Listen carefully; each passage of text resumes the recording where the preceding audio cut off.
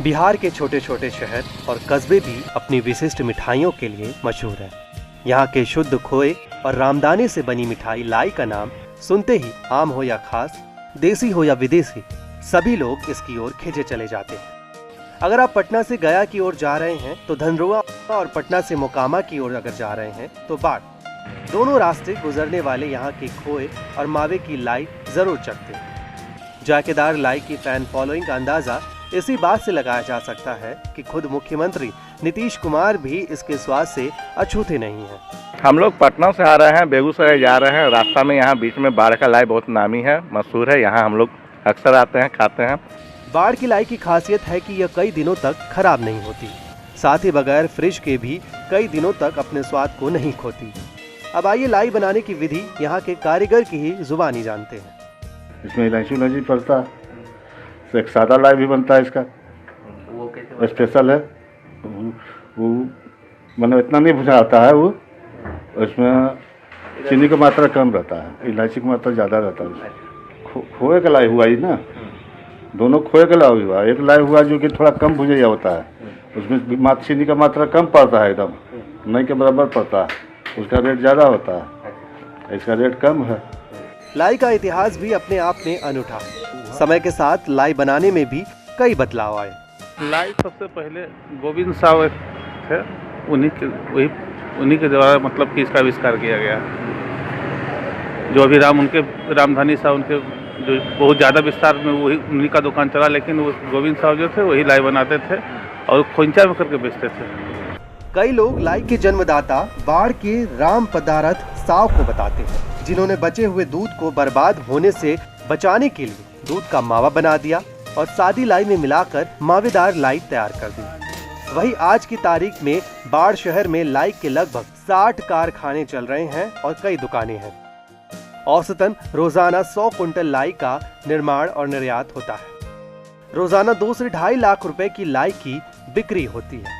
लाई के इस व्यापार से करीब 5 से 7 हजार लोगों की जीविका चलती है। यहाँ के रोजगार में, नाम में बाढ़ का लाई धीरे धीरे मशहूर हो गया। और जो सबसे बड़ी बात है कि इस छोटे से व्यापार में कम से कम 5 से 7 हजार लोगों का जीविका चलता है। सबका रोजी रोटी इसी से है। और दूसरी जो सबसे बड़ी बात है कि इसमें सरकार का कोई अनुदान, सहयोग, लोन का कोई प्रावधान नहीं। अब बात करें मसौड़ी के धनरुआ के लाई की, तो शुद्ध खोए की इस स्वादिष्ट लाई से ही आज धनरुआ की पहचान होती है। इस रास्ते से बोधगया जाने और उधर से लौटते समय विदेशी पर्यटक निशानी के तौर पर इस लाई को अपने देश ले जाना नहीं भूलते। धनरुआ का लाई तो बहुत फेमस है। मतलब कि जब भी इधर से कोई भी, मतलब हम है चाहे और कोई भी हो, गुजरते समय जरूर यहाँ से कोई लेता है। धनरुआ में सबसे पुरानी दुकान विजय लाई दुकान है, जिसके वंशजों ने लाई की शुरुआत की थी। यहाँ रोजाना तकरीबन 500 किलो लाई की खपत होती है। अभी 330 से 350 रुपए किलो बाजार भाव है। वहीं एक लाई बनाने में 6.25 पैसे खर्च होते हैं।